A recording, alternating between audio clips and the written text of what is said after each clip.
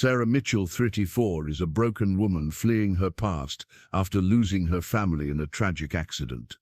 Driving aimlessly through rural Pennsylvania, her car breaks down near an Amish community. There she meets Ezra Stoltzfus, 72, a respected elder who became paralyzed from the waist down after a farming accident 6 months ago.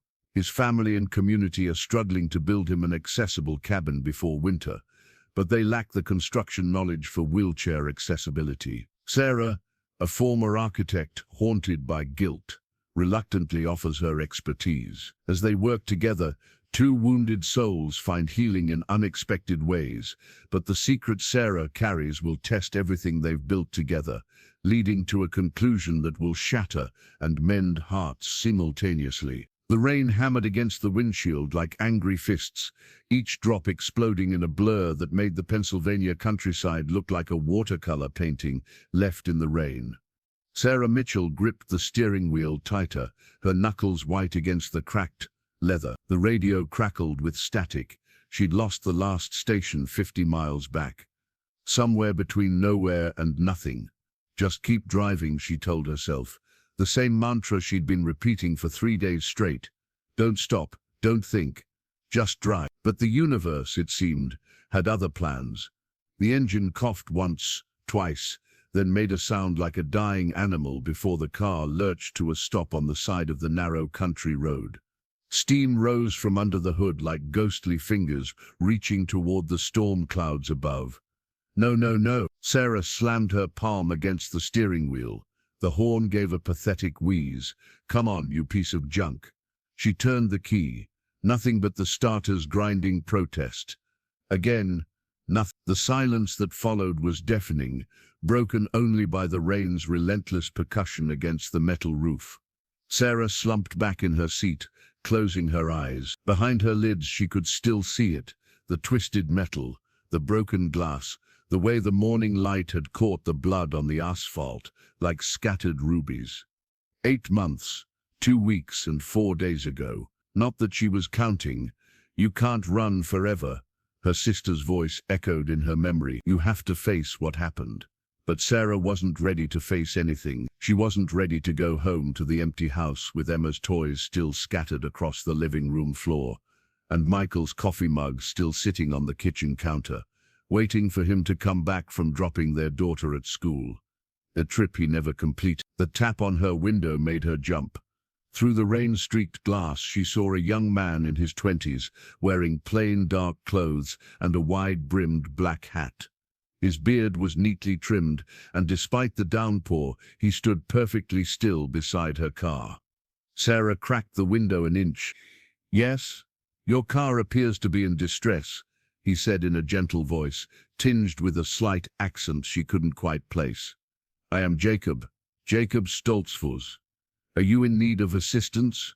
She wanted to say no. She wanted to tell him she was fine, that she could handle this herself, that she didn't need help from anyone, especially not some, but looking at his kind brown eyes through the gap in her window, the words died in her throat.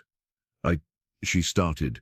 Then, when was the last time someone had offered to help her? When was the last time she'd let them?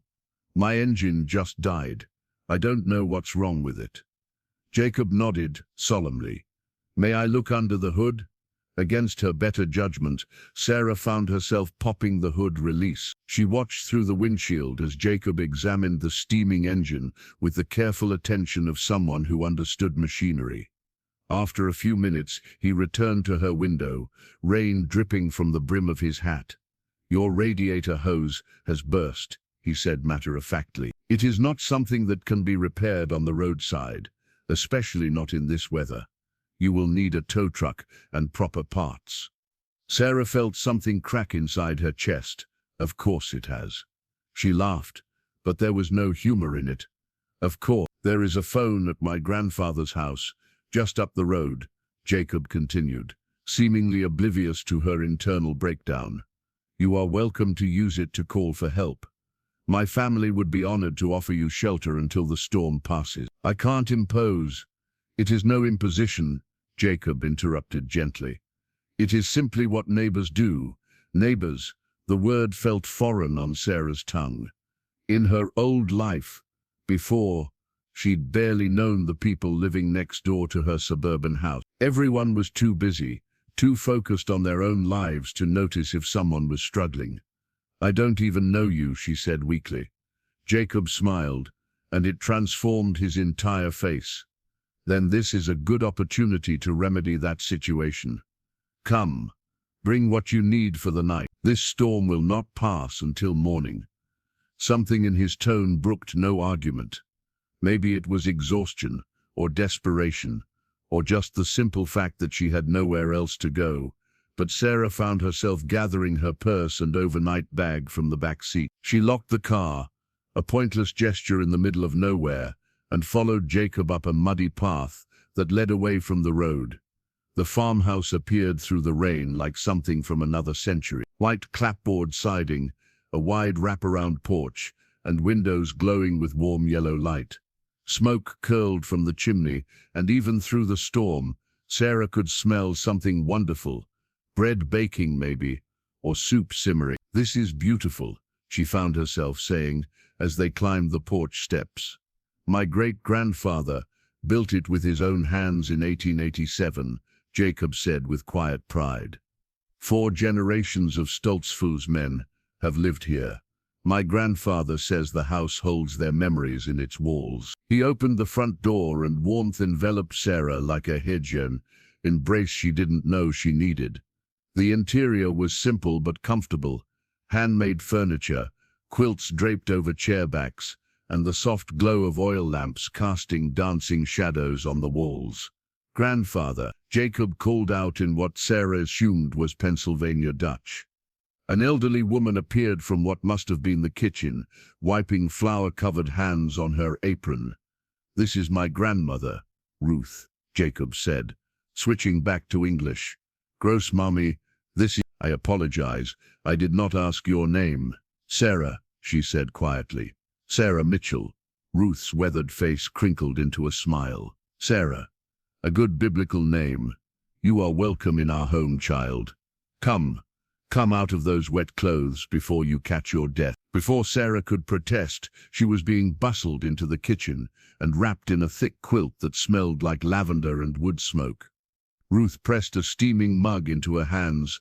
Coffee, real coffee, not the gas station swill she'd been surviving on for days. "Now then," Ruth said, settling into a chair across from her. "Jacob tells me your automobile has failed you. A terrible thing to happen in such weather. But perhaps," she paused, studying Sarah with sharp blue eyes that seemed to see more than they should. "Perhaps you are meant to be here." "I don't believe in meant to be," Sarah said, more harshly than she intended. Ruth's expression softened. "Ah, you are one who has been hurt deeply. I can see it in your eyes. The kind of pain that makes a person want to run from their own shadow."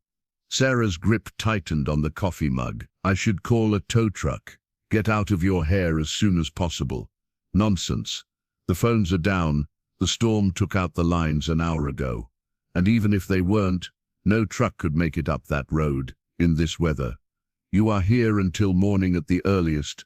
"Trap." The word echoed in Sarah's mind, but surprisingly, it didn't bring the usual surge of panic. Maybe it was the warmth of the kitchen, or the gentle way Ruth moved around preparing what smelled like the best meal Sarah had smelled in months, or maybe it was just that she was too tired to fight anymore. "I heard voices." The new voice came from the doorway, and Sarah turned to see an elderly man being wheeled into the kitchen. He was thin but dignified, with a full white beard and eyes the same shade of blue as Ruth's, but it was the wheelchair that caught Sarah's attention. Not because of any shock or pity, but because of how wrong it looked in this house, that seemed built for a different time. "Ezra, this is Sarah," Ruth said, moving to kiss the top of the old man's head.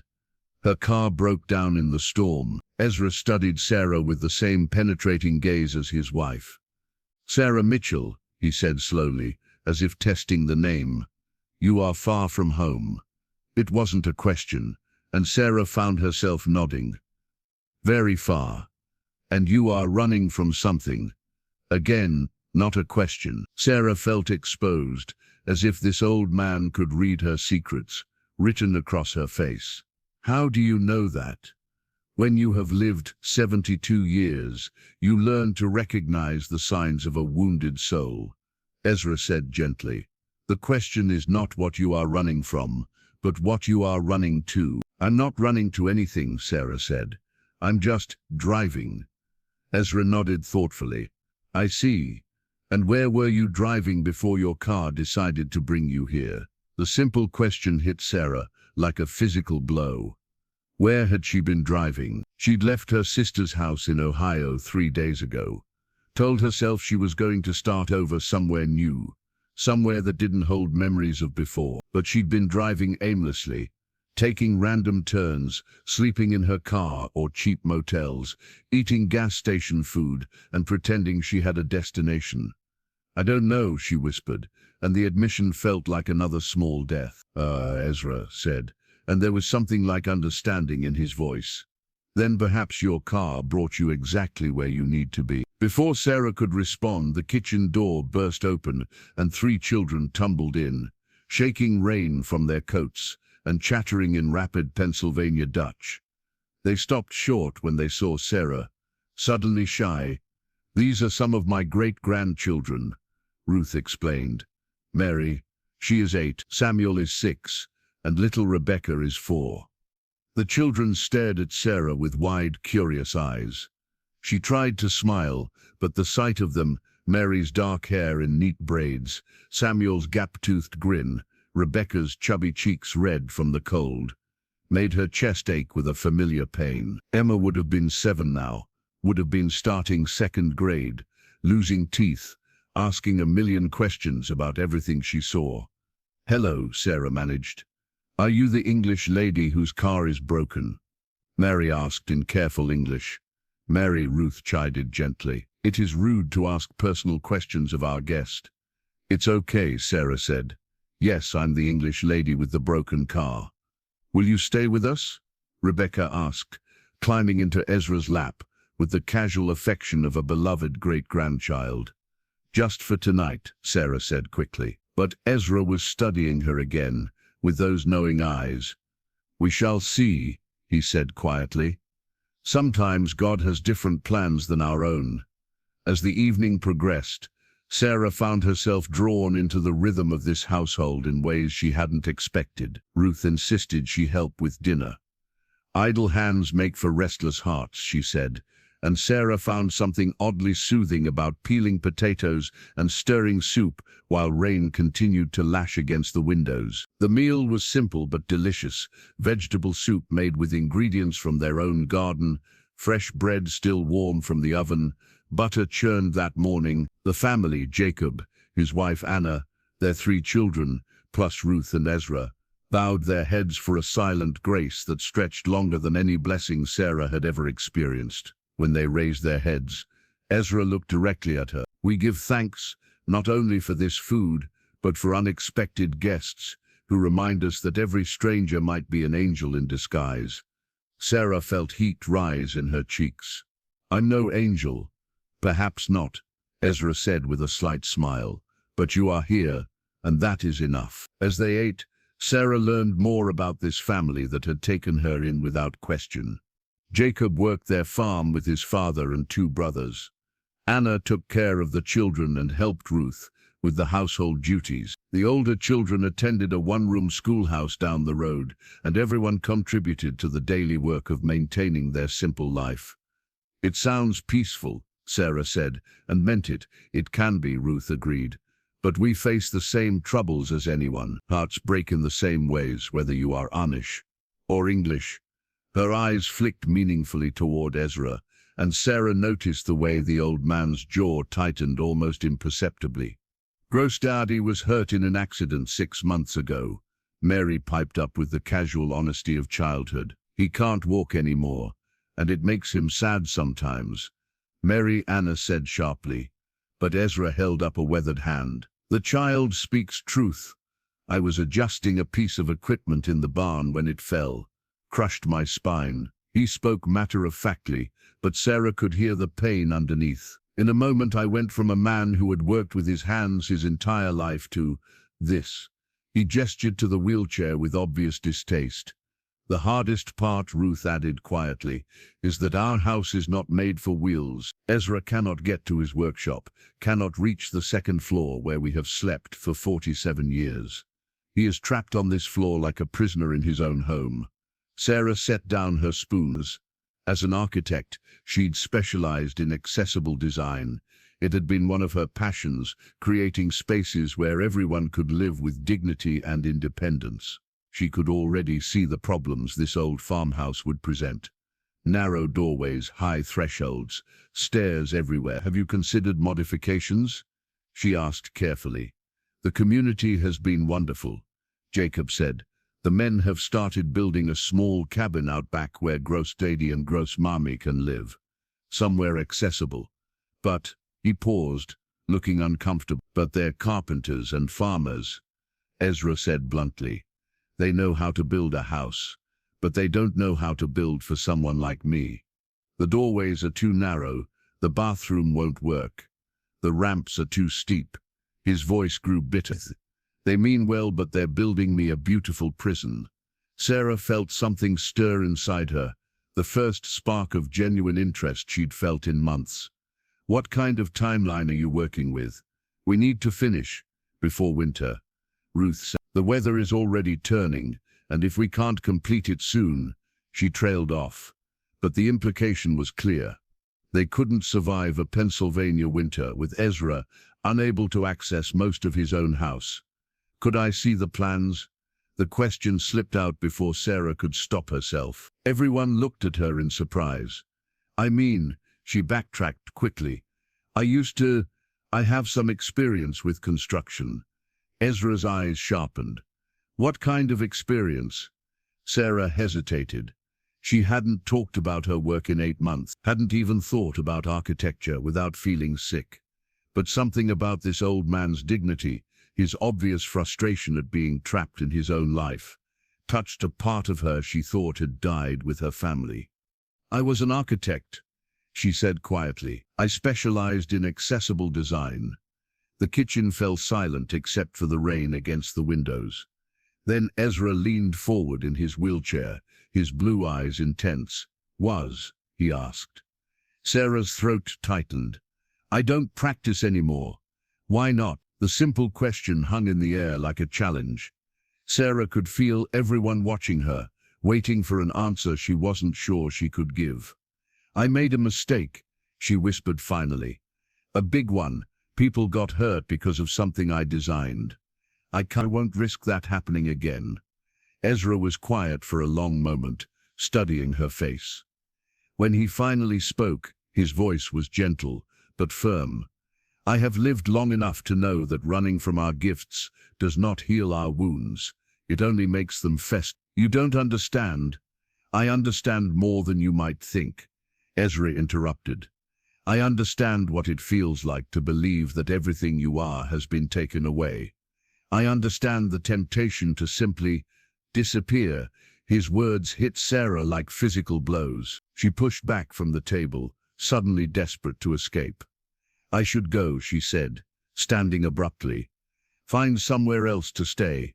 In this storm, Ruth asked.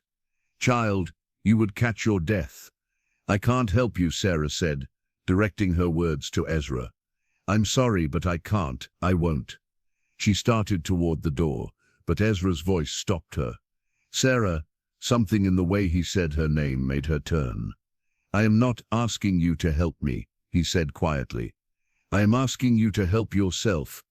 The words hit her like lightning. For a moment she couldn't breathe, couldn't think, couldn't do anything but stand there in the warm kitchen of these strangers, who seemed to see straight through her carefully constructed walls. I don't know how, she whispered. Neither do I, Ezra admitted, but perhaps we can figure it out together. Outside, thunder rolled across the Pennsylvania countryside, and Sarah felt something shift inside her chest, like a door she'd kept locked for 8 months, was beginning, just barely, to creak open. She looked at this old man in his wheelchair, trapped in his own home, offering to share his struggle with a broken stranger he'd known for all of 3 hours. Maybe Ruth was right. Maybe she was meant to be here. Okay, she heard herself say. Just let me see the plans. No promises, but I'll look. Ezra smiled, and it transformed his entire face. That is all I ask. The rain had softened to a gentle patter by the time Jacob led Sarah across the muddy yard to the half-built cabin behind the main house. In the grey light of dawn, she could see the scope of what the community had attempted, and where they'd gone wrong. The structure was solid, built with the same meticulous craftsmanship as the farmhouse. Hand-hewn timber frame, careful joinery, a foundation that would last a century. But Sarah's trained eye immediately spotted the problems Ezra had mentioned. The doorway was barely 30 inches wide, far too narrow for a wheelchair. The single step up to the entrance might as well have been a mountain. The windows were placed too high for someone seated to see out comfortably. They built it with love, Jacob said quietly, following her gaze. But love doesn't always translate to accessibility, Sarah finished. She pulled out her phone and began taking photos, her architect's brain automatically cataloging measurements and angles. How long have they been working on it? 3 months. Every Saturday the men come together. My father leads the work. He is our best carpenter. But last week, when they tried to install the bathroom fixtures, Jacob shook his head. Grostadi couldn't even get his wheelchair through the door.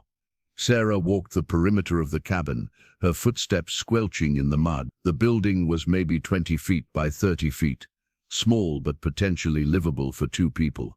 The bones were good. It was the details that would trap Ezra as surely as prison bars. She turned to find Ezra wheeling himself carefully across the yard, his chair's small front wheels catching in the soft ground. Jacob immediately moved to help, but Ezra waved him off. I can manage, he said firmly, though Sarah could see the effort it cost him to navigate the uneven terrain. The ground needs to be graded, she said without thinking, and you'll need a proper pathway, pavers or concrete, something level. The yard is beautiful, but it's not accessible. Ezra maneuvered his chair up beside her, breathing slightly hard from the exertion. You see problems. I see solutions, Sarah corrected, then caught herself. I see potential solutions. If someone wanted to implement them.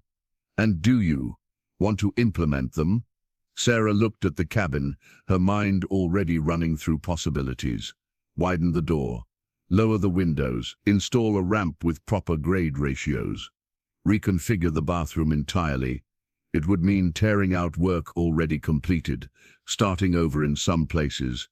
It would be expensive, she said finally, and time-consuming. Winter's coming fast.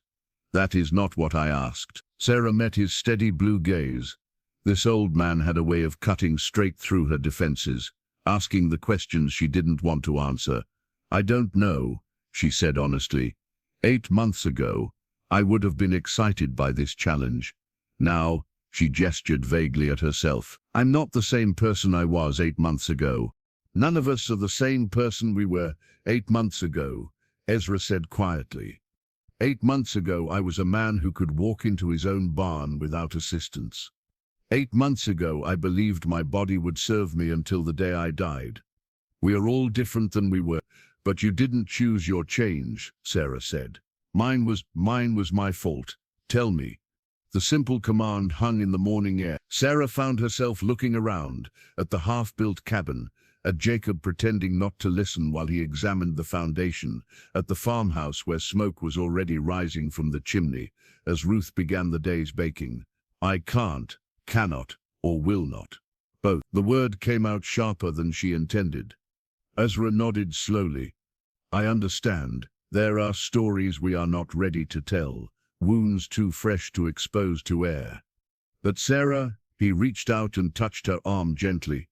Healing cannot begin until we stop running from our pain. And what if the pain is too much? What if it would destroy me to face it? Then you carry it until you are strong enough, Ezra said simply, but you do not have to carry it alone. Sarah felt tears prick her eyes, the first she'd allowed herself to shed in weeks. She blinked them back quickly. I need to see the interior, she said, changing the subject abruptly. If Ezra was disappointed by her deflection, he didn't show it. He simply nodded and began wheeling toward the cabin's entrance. The single step proved impossible for his chair. Jacob moved to help lift him, but Sarah held up a hand. "Wait." She knelt beside the step, measuring it with her hands. "This is exactly the kind of barrier we need to eliminate. Every step, every threshold, every narrow passage, they're all barriers to independence." She stood and walked up into the cabin, leaving Ezra outside. The interior was further along than she'd expected. Walls framed, electrical rough-in completed, plumbing stubbed in, but the bathroom was a disaster waiting to happen. The door was too narrow, the space too cramped for wheelchair access. The fixtures placed with no consideration for someone who couldn't stand. "The community donated their best materials," Jacob said, joining her inside. "The windows came from the Miller's house when they renovated. The hardwood flooring was left over from the Beachy family's new barn." "It's beautiful work," Sarah said, and meant it. "But it won't work for your grandfather." She pulled out a small notebook she always carried, an old habit that had survived even her months of running, and began sketching. Her hand moved automatically, years of training taking over. Wider doorways here, lower countertops there, a roll-in shower instead of the planned bathtub. "How much would need to be torn out?" Jacob asked, looking over her shoulder. Sarah studied her quick sketches, mentally calculating. The bathroom would have to be completely reconfigured. Several walls would need to be moved, all the doorways widened.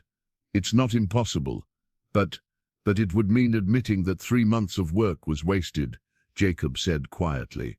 "Not wasted, just redirected." Sarah looked around the space again, her architect's mind seeing possibilities despite herself. "The foundation is solid, the framing is excellent. With the right modifications, this could be beautiful and functional. Could you draw up proper plans?" The question made Sarah's chest tighten. "I told you I don't practice anymore. These would not be official plans, just sketches, ideas, something to show my father and the other men what needs to be changed." Sarah looked out the window at Ezra, still waiting patiently in his wheelchair at the bottom of the step. He was watching them through the glass, his expression thoughtful. "I'll think about it," she said finally. They spent the next hour going through the cabin room by room, Sarah pointing out accessibility issues while Jacob took notes. She found herself slipping into teaching mode, explaining why certain modifications were necessary, how small changes could make huge differences in livability. "A bathroom door needs to be at least 32 inches wide," she said, measuring the current opening with her hands. 36 is better. "And the toilet needs to be positioned so there's room for transfer from a wheelchair, at least 18 inches of clear space on one side. Transfer, moving from the chair to the toilet seat. It's one of the most basic activities of daily living. But if the space isn't designed properly, it becomes impossible without assistance." Jacob nodded seriously, writing everything down. Gross Daddy values his independence above almost everything else. Having to ask for help with personal matters, it would be very difficult for him. "Then we make sure he doesn't have to." The words slipped out before Sarah could catch them. "We," as if she was already part of this project, this community, this solution. Jacob looked up from his notes, hope flickering in his eyes. "Does that mean?" "It means I'll draw up some ideas," Sarah said quickly. "Just rough sketches. No commitments beyond that." But even as she said it, she could feel something stirring inside her. The familiar excitement of a design challenge, the satisfaction of solving complex problems with elegant solutions. For 8 months, she'd felt nothing but numbness and guilt. This spark of professional interest was both terrifying and oddly comforting. They returned to the farmhouse to find the kitchen in full breakfast preparation mode. Ruth was at the stove, flipping what smelled like the most amazing pancakes Sarah had ever encountered. Mary and Samuel were setting the table while Rebecca arranged wildflowers in a mason jar centerpiece. "Perfect timing," Ruth announced. "Breakfast is ready." Sarah found herself seated between Mary and Ezra, with a plate piled high with pancakes, bacon, and fresh fruit from the family's orchards. The conversation flowed around her, plans for the day's farm work, discussion of the weather, gentle teasing between the children. Sarah looked at the cabin, Jacob announced during a lull. All eyes turned to her. Sarah felt heat rise in her cheeks. I made some observations, she said carefully. And? Ezra prompted. Sarah looked around the table at these faces that had become familiar overnight. These people who had taken in a stranger without question, shared their food and shelter, and warmth. And there are definitely some accessibility issues that need to be addressed, she said finally. Could they be fixed? Ruth asked. Yes, but it would mean significant changes to what's already been built. Ezra leaned back in his chair, considering. How significant? Sarah pulled out her notebook and flipped to the sketches she'd made. The bathroom would need to be completely reconfigured. Several walls moved. All the doorways widened. A ramp system installed. Interior modifications for counter heights. Light switches. Storage accessibility. She slid the notebook across the table to Ezra. Her heart pounding. She hadn't shown her work to anyone in 8 months. Ezra studied the sketches carefully, his weathered fingers tracing the lines she'd drawn. Ruth looked over his shoulder, nodding at details. Sarah had included this shower, Ruth said, pointing to Sarah's rough drawing. It has no step. It's called a roll-in shower. The floor is completely level, so a wheelchair can go right in. There's a fold-down seat and grab bars positioned for safety and independence. And this, Ezra pointed to another detail, adjustable height countertops in the kitchen. They can be set at different levels so you can work comfortably from your chair, but they can also be raised if Ruth is standing to cook. Ezra continued studying the drawings, his expression unreadable. Sarah found herself holding her breath, waiting for his reaction. These are very detailed for just observations, he said finally. Sarah's cheeks flushed. It was my specialty. Universal design, creating spaces that work for everyone, regardless of ability. Used to, Ezra repeated. But not anymore. No, not anymore. May I ask why? The direct question hung in the air. Sarah could feel everyone watching her, waiting. Her throat felt tight, her chest constricted. I made a mistake, she whispered. A big one. People were hurt because of my design. A family was. She couldn't finish the sentence. Ezra was quiet for a long moment, still studying her sketches. When he looked up, his eyes were gentle but determined. These drawings tell a different story, he said quietly. They tell the story of someone who understands what it means to need accommodation, to require thoughtful design to live with dignity. Someone who cares deeply about creating spaces where people can be independent and safe. That was before. No, Ezra said firmly. This is now. These sketches you made this morning, they show the same care, the same attention to detail, the same understanding of human needs. Your mistake, whatever it was, did not erase your gifts. Sarah felt tears threatening again. You don't understand. What happened? It changed everything. I can't trust my own judgment anymore. Then perhaps, Ruth said gently, you need to start with something small. Something where the stakes feel manageable. Like a cabin for a stubborn old man who refuses to be trapped in his own home. Ezra suggested with a slight smile. Sarah looked around the table at these kind faces, these people who barely knew her, but seemed determined to help her heal. The rational part of her brain was screaming warnings. She should leave, get her car fixed, continue running. Getting involved would only lead to disaster. But there was another part of her, a part she'd thought was dead, that was responding to the challenge. The architect in her could see exactly what needed to be done to make this cabin work for Ezra. More than that, she could see how it could be beautiful and functional, how it could restore his independence while honoring the craftsmanship of his community. If I were to help, she said slowly, it would just be with the design. I wouldn't I don't do construction oversight anymore. Too much liability. We would handle the construction, Jacob assured her. We just need guidance on what to change. And it would take time. Probably weeks to get the modifications right, maybe longer. Time we have, Ruth said. Winter doesn't arrive on a schedule we cannot adjust to. Sarah looked at Ezra, this dignified old man who had somehow seen past her defenses to the wounded person underneath. Why, she asked him, why are you so determined to help me when you're the one who needs help? Ezra smiled, and it transformed his entire face. Because sometimes helping others is how we help ourselves. Because I have lived long enough to recognize when God puts people in our path for reasons beyond what we can see. And because his voice grew softer, because I think we both need to remember that we are more than the worst things that have happened to us. The words hit Sarah like a physical blow.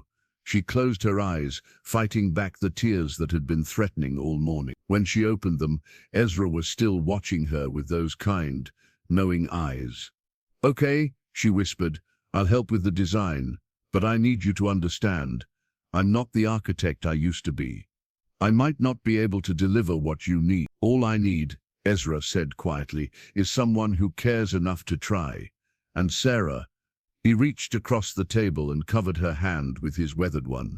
I believe you still have that in you, even if you cannot see it yet. As the family finished breakfast and began their daily routines, Sarah found herself standing at the kitchen window, looking out at the half-built cabin that had somehow become her responsibility.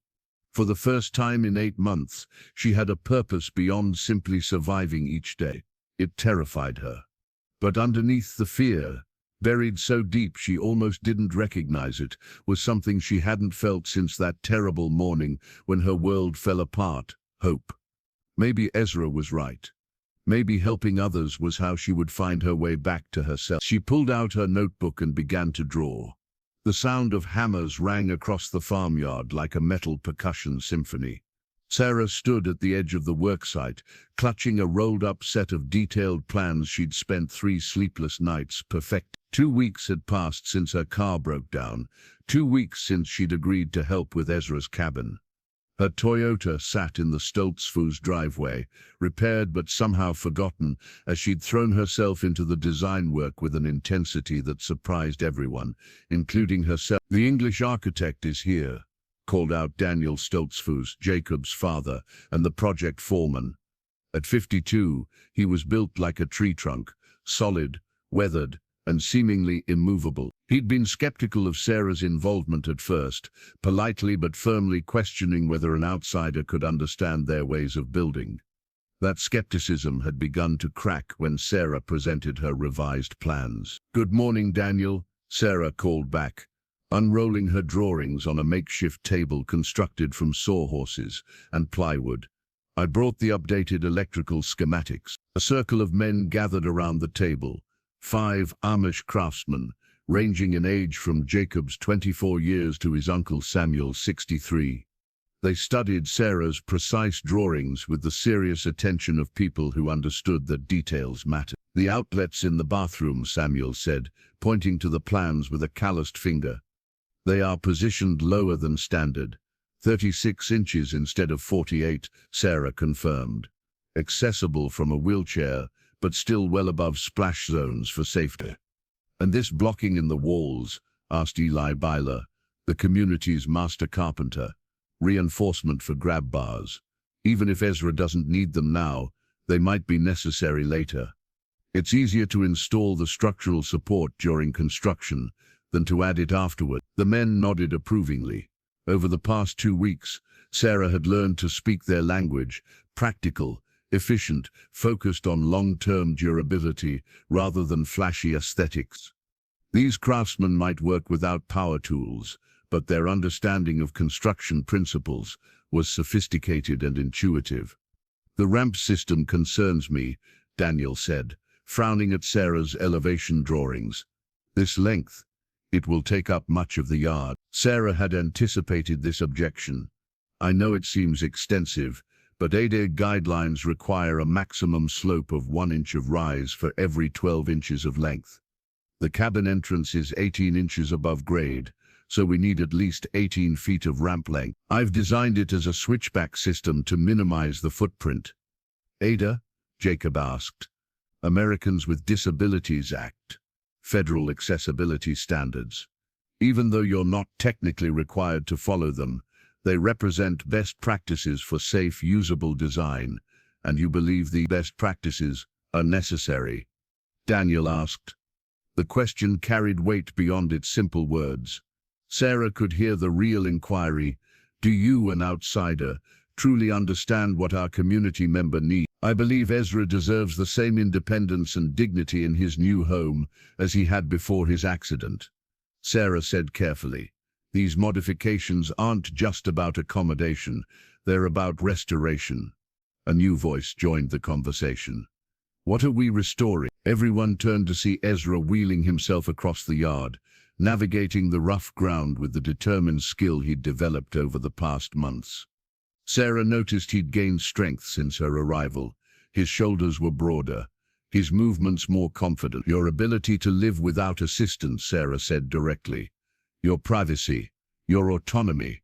Ezra positioned his chair beside the plans table, studying the latest drawings. Sarah had spent hours on these revisions, incorporating feedback from the craftsman while maintaining the accessibility features that would make the space truly functional. Show me the bathroom again, he said.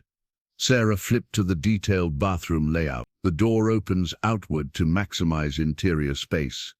The toilet is positioned with clear transfer space on both sides. The roll-in shower has a built-in seat that folds down when needed, and all the controls are within easy reach. The vanity is open underneath so your chair can pull up close, and the mirror is angled to provide a good view from a seated position. Ezra studied every detail, his weathered fingers tracing the lines of her drawings. And the kitchen, adjustable height countertops along one wall, standard height along the other. Lower cabinets with pull-out shelves for easy access. The sink is shallow with a single lever faucet. Appliances positioned for wheelchair access, but still functional for Ruth when she's standing. You have thought of everything, Ezra said quietly. I've tried to think of daily life, Sarah corrected. Morning routines, meal preparation, housekeeping tasks. The goal is to eliminate barriers before they become problems. Daniel cleared his throat. The modifications will add considerable time to the project. And expense. Sarah felt her chest tighten. She'd known this moment would come. The point where practical concerns would outweigh idealistic goals. How much time? Ezra asked. Perhaps 6 additional weeks, Daniel said reluctantly. The bathroom reconfiguration alone will require rebuilding most of what we've already completed. And the specialized fixtures, he gestured at Sarah's plans. These are not items we can source locally. I can handle the specialty orders, Sarah said quickly. I still have contacts with suppliers. I can get everything at contractor prices. That is generous, Daniel said, but the labor remains substantial. We work only on Saturdays, and winter approaches quickly. Sarah looked around at the faces of these men who had donated their weekends for months to help their community member. They were tired, she realized. Tired and worried about completing the project before cold weather made construction impossible. What if we worked more than just Saturday? She heard herself saying. Everyone turned to stare at her. I mean, as she continued, her heart racing, what if I provided daily oversight, coordinated with subcontractors for the electrical and plumbing modifications, managed the specialty orders and delivery schedules? Sarah, Ezra said gently, that would be a considerable commitment. She looked at the half-built cabin, then at the circle of men who had welcomed her suggestions despite their initial skepticism, then finally at Ezra, who was watching her with those knowing blue eyes. I know, she said, but I think I need to see this through. The admission surprised her as much as it did them. For 8 months, she'd avoided any commitment that required her to stay in one place, to be responsible for outcomes that could affect other people's lives. But standing here in this farmyard, surrounded by people who had shown her nothing but kindness, she felt something she hadn't experienced since the accident.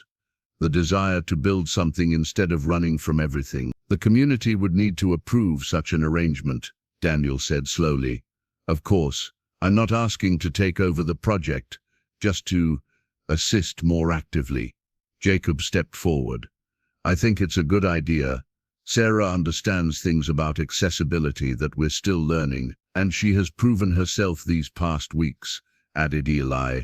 Her modifications are thoughtful and practical.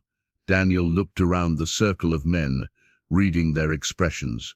Sarah held her breath, suddenly desperate for their approval in a way that surprised her. Very well, Daniel said finally. I will speak with the bishop and the other families. If they agree, we would welcome your continued assistance. Sarah felt a weight lift from her chest that she hadn't even realized was there. Thank you. But Daniel continued, his expression serious. You must understand, this is not just about building a house. Ezra and Ruth are beloved members of our community. This cabin represents our care for them, our commitment to ensuring they can age with dignity among us. If you are to be part of this project, you become part of that commitment. The words carried ceremonial weight. Sarah understood she was being offered more than just a construction management role.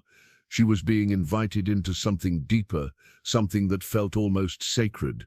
I understand, she said, and I won't let you down. As the men returned to their work, Sarah found herself alone with Ezra beside the plans table.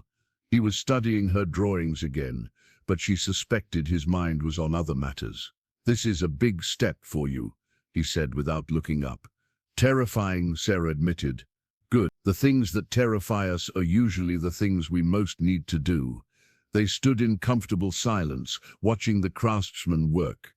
These men moved with the efficiency of long practice, each knowing his role, each contributing to the larger whole, without wasted motion or effort. Ezra, Sarah said suddenly, can I ask you something?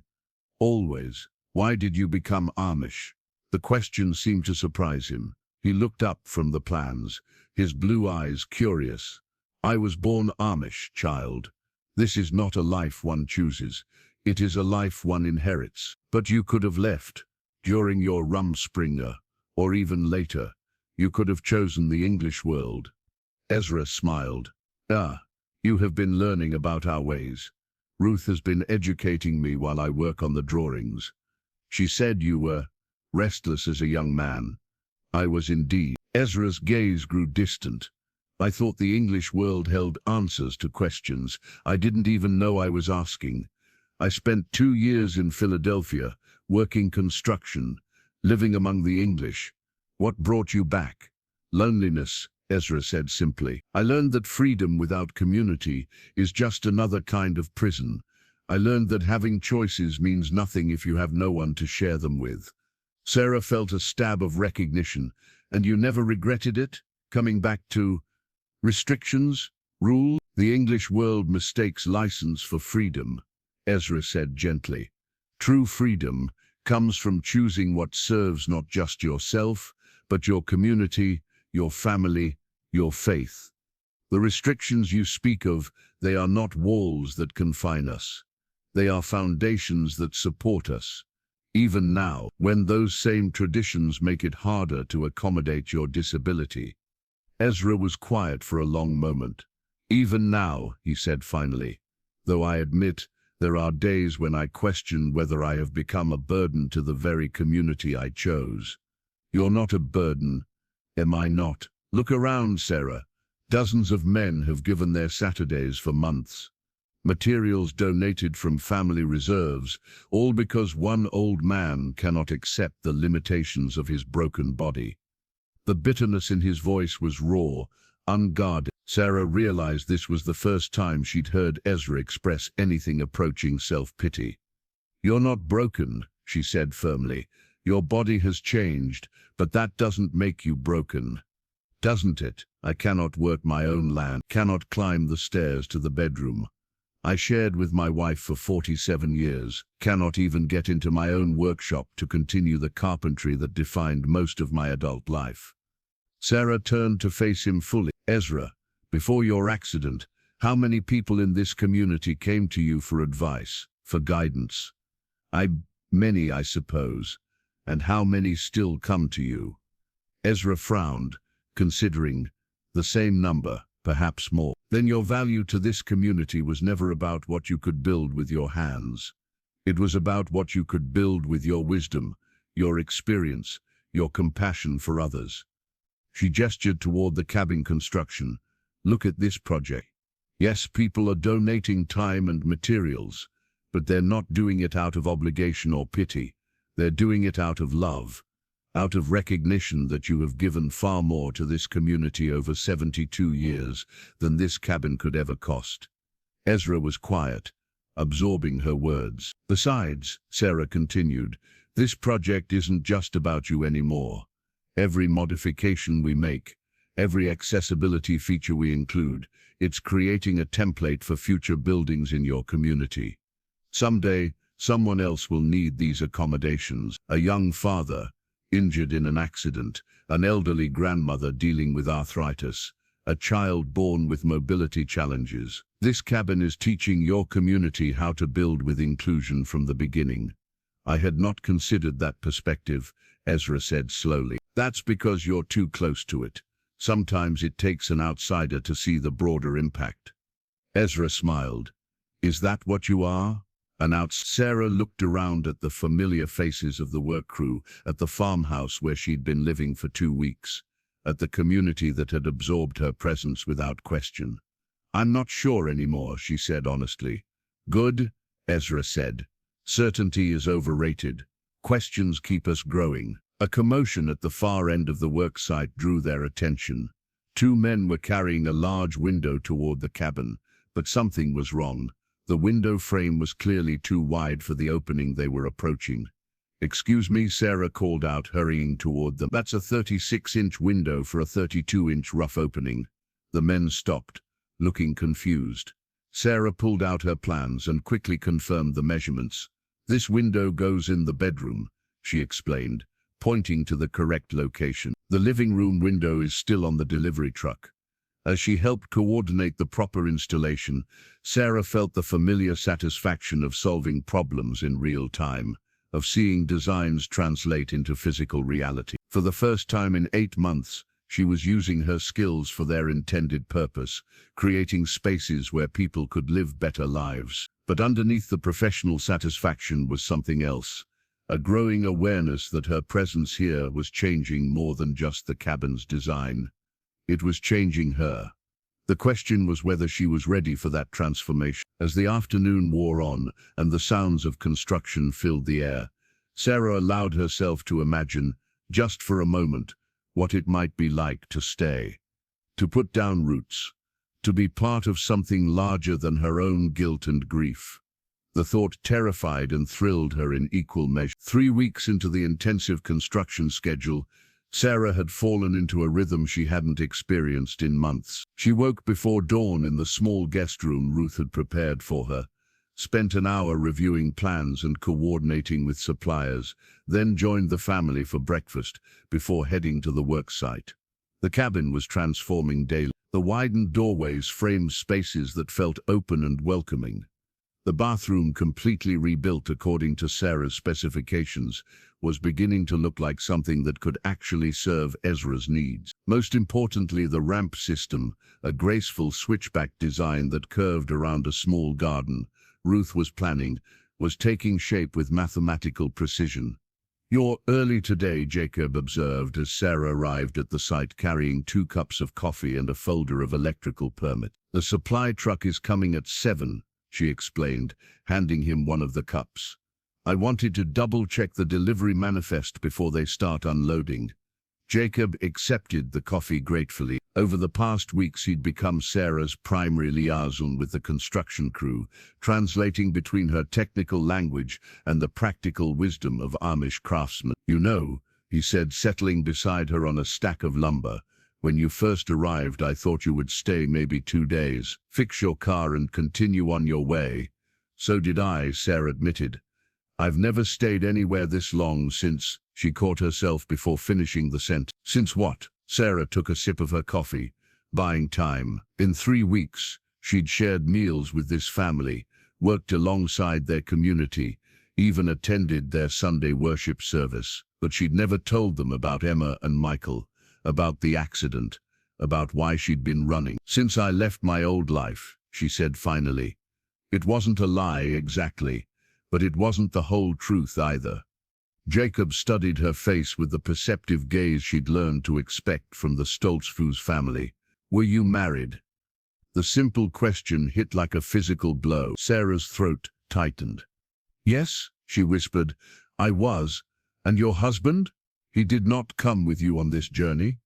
Sarah closed her eyes, seeing Michael's face in her mind, the way he'd looked that last morning kissing her goodbye before taking Emma to school, the way he'd been annoyed about running late, about the traffic, about the small frustrations that seemed so trivial now. He couldn't come, she managed. They couldn't come. They?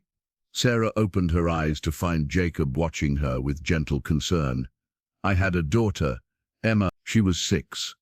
The past tense hung in the air like smoke. Jacob's expression shifted from curiosity to something deeper, the careful compassion of someone who recognized grief. Sarah, he said softly, I am sorry. She nodded, not trusting her voice. This was the first time she'd spoken Emma's name aloud since leaving Ohio. Is that why you stopped practicing architecture? Part of it. Sarah stared into her coffee cup. The building I designed, there was a structural failure. A walkway collapsed during the school's morning drop-off. 3 families were affected. My family was one of them. Jacob was quiet for a long moment, processing the implications. You blame yourself. I should have caught it. The engineering firm made calculations based on incorrect load assumptions, but I should have reviewed their work more carefully. I should have questioned the beam specifications. I should have, she took a shaky breath. I should have done 100 things differently. And the other families, the Hendersons, their son Tommy was in Emma's class. He survived but has permanent brain damage. The Kowalskis, both parents were killed, but their daughter Sarah lived. She's being raised by her grandmother now. Sarah's voice cracked. 3 children lost their parents because of my design. 1 child lost his future. And my daughter, my Emma, she couldn't finish. The words were stuck in her throat like broken glass. Jacob reached over and covered her hand with his work-rough one. This is why you have been running. Sarah nodded. I couldn't stay in the same town, couldn't walk past the school, couldn't see the memorial they built where the walkway used to be. Every day was a reminder of what I'd done. And what did the investigation conclude? Officially? Structural engineering error compounded by inadequate oversight. My license was suspended pending review, but they couldn't determine criminal negligence. The families settled out of court. Sarah laughed bitterly. Money, as if money could bring back what was lost.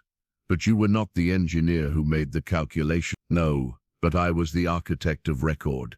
I was responsible for coordinating all aspects of the design. I should have caught the error. Jacob was quiet, thinking.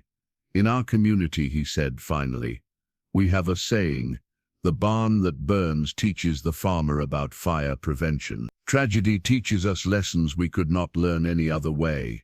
That's supposed to make me feel better? No, Jacob said gently. It is supposed to help you understand that running from the lesson does not honor those who paid the price for your learning. Sarah pulled her hand away. Don't try to make this about some greater purpose or divine plan. My daughter died because I made a mistake. That's not a lesson, it's a tragedy. Can it not be both? The question hung between them as the supply truck rumbled up the driveway.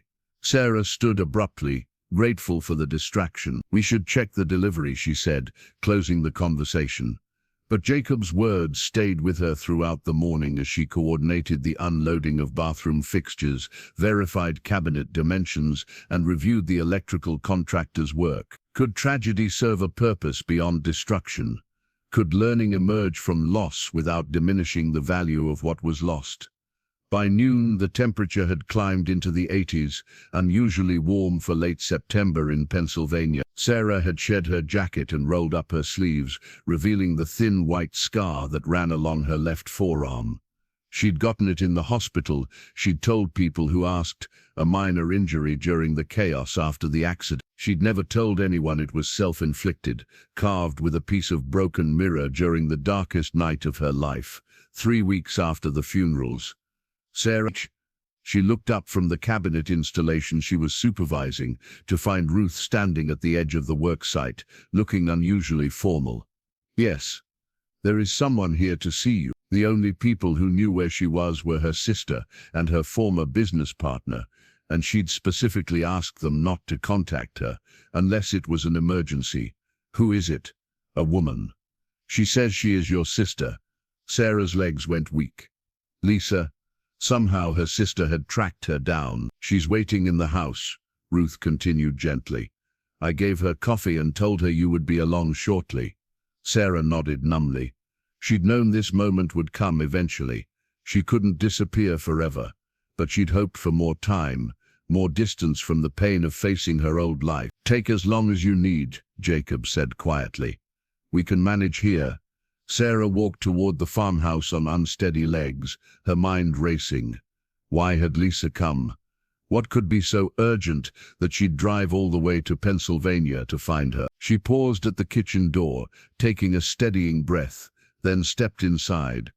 Lisa was sitting at the familiar kitchen table, looking completely out of place in her designer clothes and perfectly styled hair. At 38, she was 4 years older than Sarah and had always been the practical one, the organized one, the one who cleaned up other people's messes.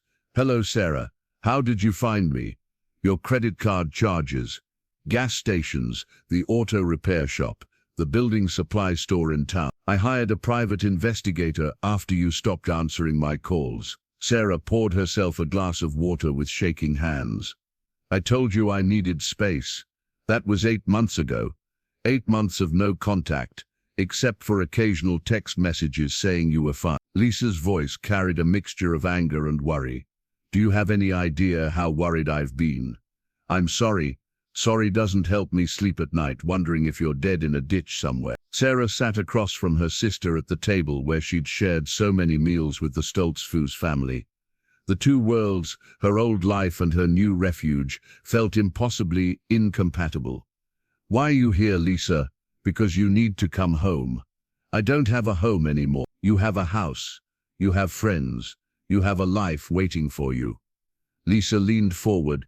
Sarah, this self-imposed exile isn't helping anyone. It's helping me. Is it? Because from where I'm sitting, you look like you're playing house with a bunch of religious fundamentalists instead of dealing with your actual problems. Sarah felt heat rise in her cheeks. These people have shown me more kindness in 3 weeks than I experienced in months after the accident. That's because they don't know what you did. The words hit like a slap. Sarah stared at her sister, seeing the carefully controlled frustration that had been building for months. You told them, didn't you? Lisa continued. About the accident, about Emma and Michael. Some of it. How much of it? Sarah was quiet, and Lisa read the answer in her silence. You let them think you're a grieving widow who lost her family in some random tragedy. You didn't tell them that you were responsible. I told Jacob this morning, one person out of an entire community that's taken you in. Lisa shook her head. Sarah, you can't build a new life on a foundation of lies. I'm not lying. I'm not telling them everything. That's the same thing. Sarah stood abruptly, pacing to the window outside. She could see the construction crew working on the cabin, their movements efficient and purposeful. These people had given her something precious, the chance to feel useful again, to contribute something positive instead of destructive. They don't need to know, she said finally. Don't they? You're designing a building for them, Sarah. After what happened at Emma's school, don't you think they have a right to know your history? The words cut deep because they held truth. Sarah had been wrestling with this very question for weeks. Every time she reviewed structural calculations or approved material specifications, she heard the voice of doubt whispering, "What if you miss something again? What if you make another mistake? This is different," she weakly. It's a simple residential modification, not a major commercial project. The structural elements are all standard construction. There's minimal risk. There's always risk, Sarah. And these people are trusting you with someone they love. Sarah turned from the window to face her sister. "What do you want me to do? Tell them I'm responsible for the deaths of 3 people. Watch them lose faith in everything we've built together. I want you to be honest, with them and with yourself. And then what? Go back to hiding in your spare bedroom medicating myself with wine and sleeping pills? Or go back to therapy, return to work gradually, under supervision, face the licensing board review instead of running from it?" Lisa's voice softened. "Sarah, you can't heal from trauma by pretending it didn't happen. I'm not pretending it didn't happen. I think about it every day. Thinking about it and processing it are different things." Sarah sank back into her chair, suddenly exhausted. "I can't, Lisa. I can't go back to that life. Every building I designed, every client I worked with, they would all know. They would all be thinking about the school, about the children who died because of my design. Some would. Others would see an architect who learned from a terrible mistake and became better at her job because of it. And which category do you think the Amish community would fall into?" Lisa was quiet for a moment. "I don't know, but I think you're underestimating them. From what I've observed, they seem like people who believe in redemption." Sarah looked around the kitchen where she'd found such unexpected peace. The simple furniture, the kerosene lamps, the sense of timeless stability, it all felt so far removed from the complicated world of professional liability and public scrutiny. "I'm not ready," she whispered. "You may never feel but Sarah..." Lisa reached across the table and took her hand.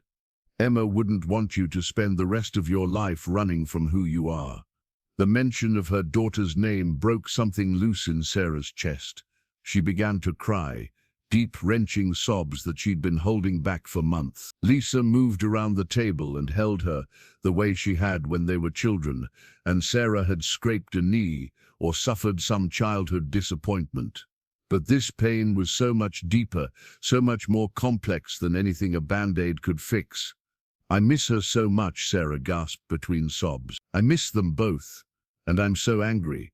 At the engineers, at myself, at God, at the whole stupid universe that let this happen. I know, and I'm scared. What if I make another mistake? What if someone else gets hurt because I'm too broken to do my job properly?" Then you learn to live with that fear instead of letting it control your life. They held each other in the quiet kitchen while Sarah cried out months of suppressed grief. Outside, the sounds of construction continued, hammers and saws, and men calling to each other in Pennsylvania Dutch. The normal sounds of people building something together. When the tears finally stopped, Sarah pulled back and looked at her sister. "I need more time," Lisa sighed. "How much time? Until the cabin is finished. I made a commitment to these people." And then, Sarah was quiet, thinking, and then, "I don't know, but I promise I'll figure it out." Lisa studied her face, reading the determination there. "You've changed," she said finally. "You look stronger somehow." "I feel stronger. Not healed, but stronger." "Is it this place? These people?" Sarah nodded. "They've given me something I didn't know I needed. Purpose, I guess. The chance to build something good instead of dwelling on what I destroyed." Lisa looked around the simple kitchen.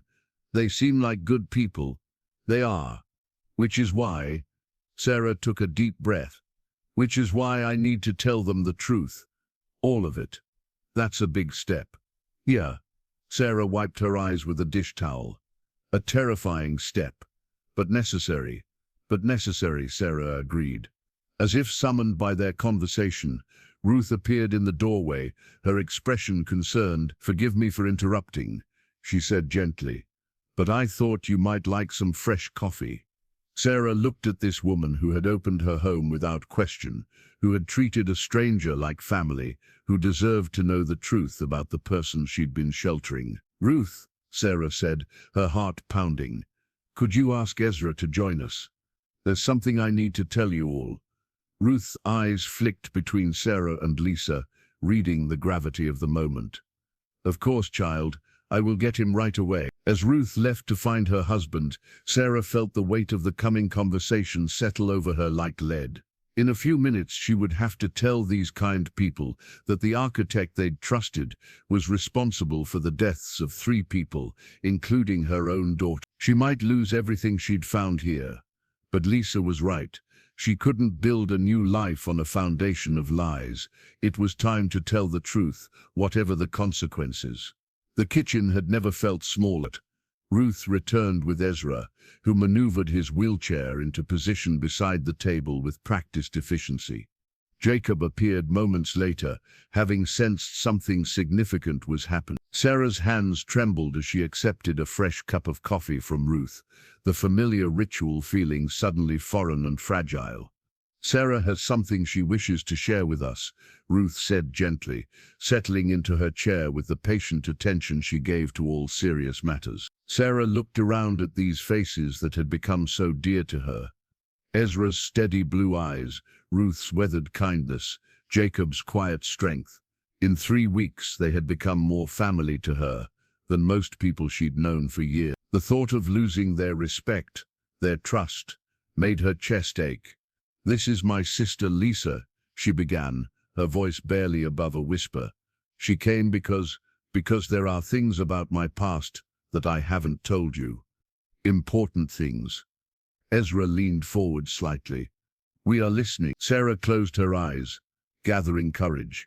When she opened them again, she focused on Ezra, this man who had somehow seen past her defenses from the very beginning.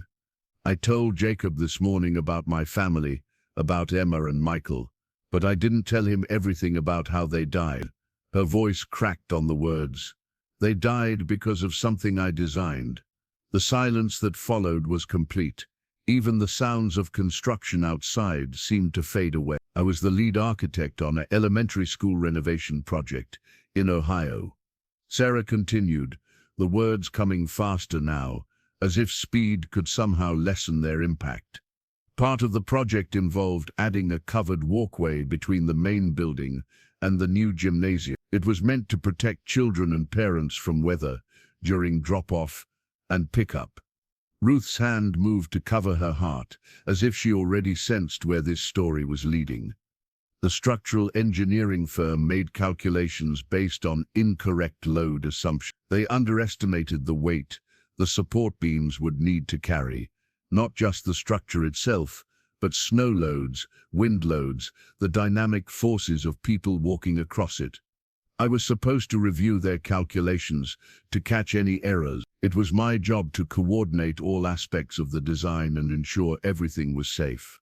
Sarah's hands were shaking so badly she had to set down her coffee cup. But I was busy with other projects, running behind on deadlines. I trusted the engineer's work without reviewing it properly. I signed off on plans that should never have been approved. She took a shuddering breath. 8 months ago, on a Tuesday morning in February, the walkway collapsed during the school's busiest drop-off time. The words hung in the air like an accusation. Sarah could see the shock registering on their faces, the slow comprehension of what she was telling them. "Emma was holding my hand," she whispered. "Michael was carrying her backpack, making jokes about her heavy math book. We were right underneath the walkway when it came down. I was thrown clear, just cuts and bruises. But Michael and Emma..." She couldn't continue. Lisa reached over and squeezed her hand, offering silent support. 3 families were affected, Sarah managed. The Henderson's son Tommy survived but suffered severe brain damage. The Kowalskis, both parents died, leaving their 8-year-old daughter Sarah orphaned. And my family, my husband died instantly. Emma lived for 6 hours, long enough for me to hold her hand while she While she broke off, unable to finish. Tears streamed down her face, but she forced herself to continue. The investigation concluded that it was primarily an engineering error, but I was responsible for oversight. My license was suspended, pending review. The family settled out of court, but the damage was done. 3 people died, and 1 child's life was destroyed because I failed to do my job properly. The kitchen was silent, except for the sound of Sarah's ragged breathing and the distant tick of the mantel clock in the living room. Finally, Ezra spoke, his voice gentle but steady. "And this is why you have been running." Sarah nodded. "I couldn't stay in the same town, couldn't face the families who lost so much because of my mistake. I couldn't practice architecture anymore, knowing what my carelessness could cost. So I ran until your car broke down here," Ruth said quietly. "Until my car broke down here." Sarah agreed. "And you took me in without knowing what I'd done. You trusted me with your home, your family, your community. You let me design modifications for Ezra's cabin, never knowing that my last project killed 3 people." She looked directly at Ezra. "I'm so sorry. I should have told you from the beginning. You have every right to be angry, to ask me to leave, to find someone else to help with the cabin." Ezra was quiet for a long moment, his weathered hands folded in his lap. When he finally spoke, his voice was measured and thoughtful. "Tell me about the engineering firm's error. What exactly did they miscalculate?" The question surprised Sarah. She'd expected anger, condemnation, immediate rejection. Instead, Ezra wanted technical details. They based their load calculations on a simple span beam formula, but the walkway was actually a cantilever design extending from the main building. They also underestimated the live load capacity, the weight of people using the walkway simultaneously, and they failed to account for differential settling between the old building foundation and the new support pillars. Ezra nodded slowly. "And these are calculations you would normally have reviewed?" "Yes. As the architect of record, I was responsible for coordinating all engineering disciplines and ensuring their work was consistent with the overall design intent. But you did not review them. I trusted their expertise. I was overwhelmed with deadlines, and structural engineering wasn't my strongest area." Sarah's voice grew bitter. "I told myself I was delegating appropriately. Really, I was just cutting corners." Jacob leaned forward. "Sarah, I know nothing about structural engineering, but it sounds like multiple people made errors. The engineers made the primary calculation error," Sarah said, "but I was supposed to catch. That's what architects do.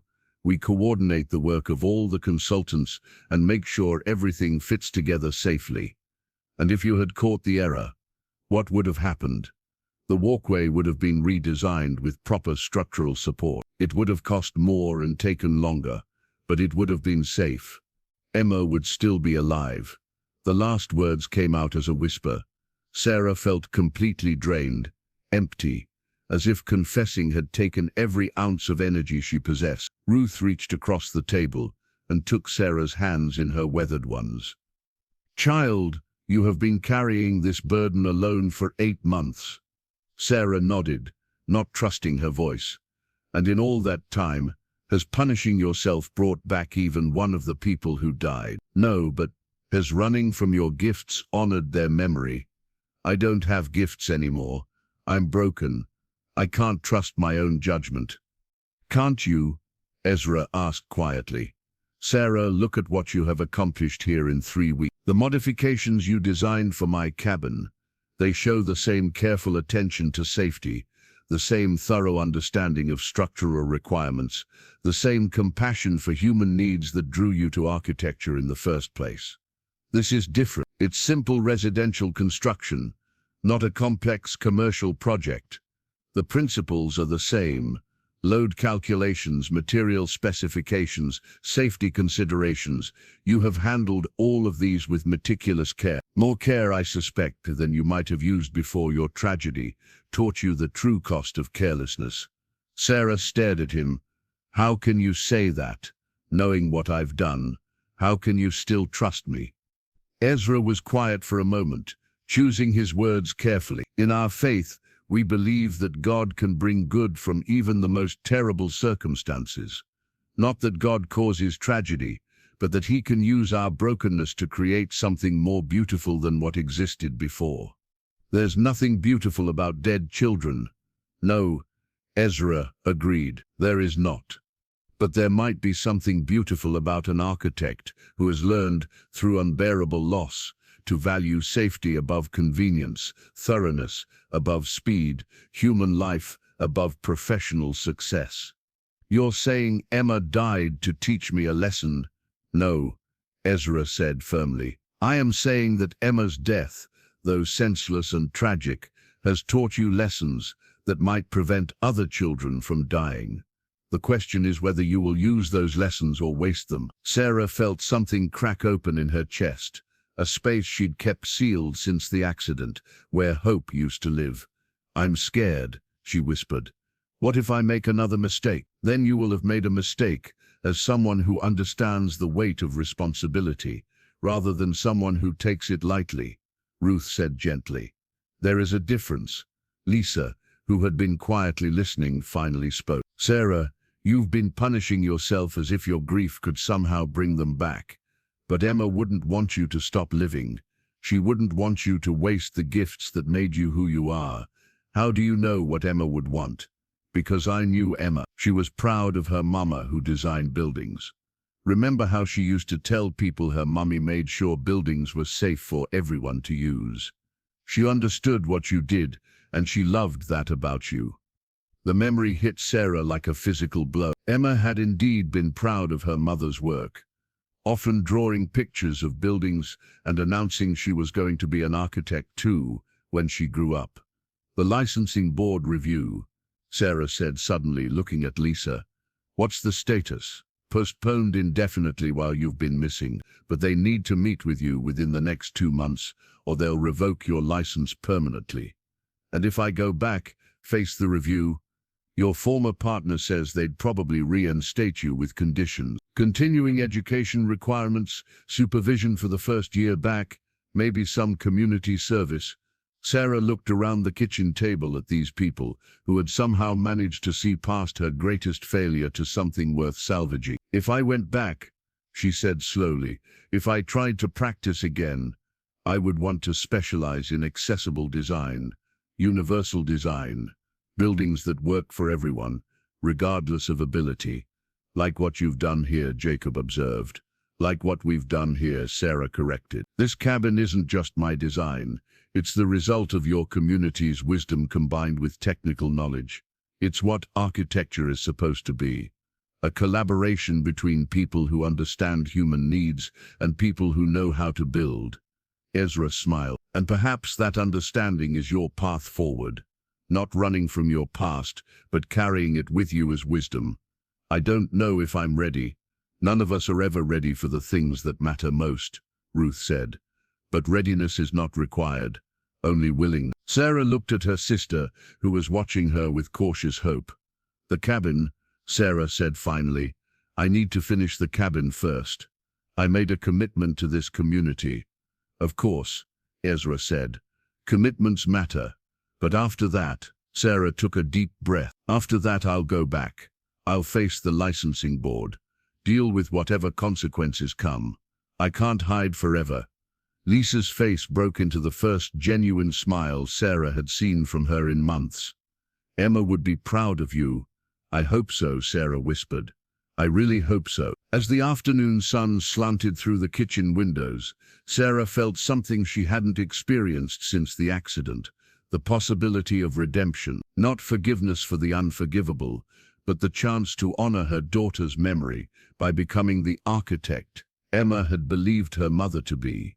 It would be the hardest thing she'd ever done, but for the first time in 8 months, she believed she might be strong enough to try. Outside, the sounds of construction resumed, hammers and saws and voices calling to each other in Pennsylvania Dutch.